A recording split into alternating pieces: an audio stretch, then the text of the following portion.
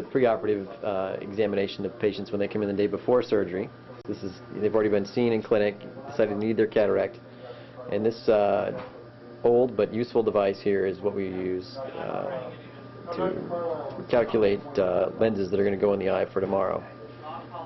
So things you need to have before you get to this point are you need some sort of keratometry value, so you can either use the automated machine in the clinic or use the keratometer, either way, but we'll need that later. So the first thing you do is turn the machine on. The switch is down here in the corner. Judy's already turned it on for us.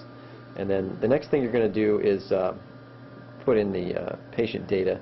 So you take the little magic wand from the side there and press on the screen, and then you just enter their name up top.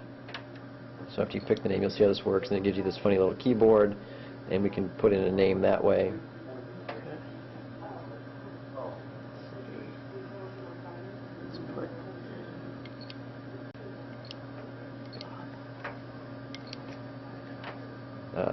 And then again, next down to go select which eye you're operating on. So you see this will switch if you push the button.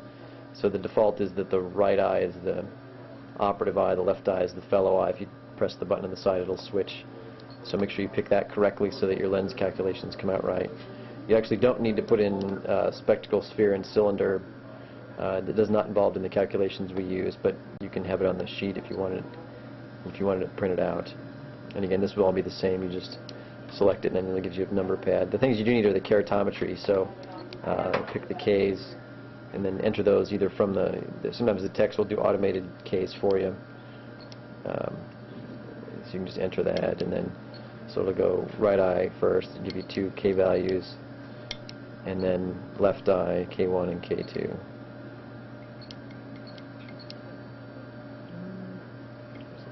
If you make a mistake, you can clear it.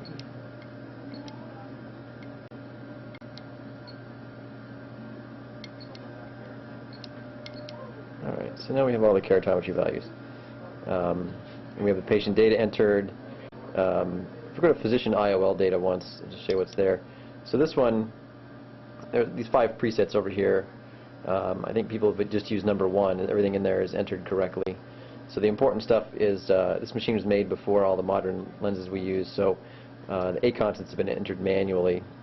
As you can see, we have the 2 A constants here for the SA60 AT and the MA50. So if you have to use that as a sulcus lens, the AC lens, the 115.3 is for the AC lenses that we have upstairs, and then the 118.4 is for the SA60. So if your lenses are not the same, those need to be updated appropriately. Otherwise, there's nothing really to be done here. It just saves the information.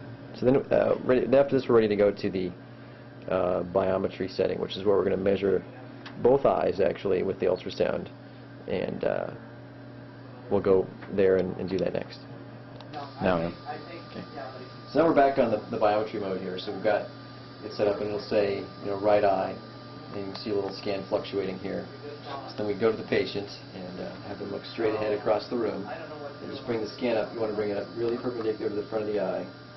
And eventually you'll hear it beeping as it starts to get a good scan, and then you'll see sort of an A scan front to back in the eye here with an actual eye length recorded up top. So after you get the first setting, you press the foot pedal down here on the floor.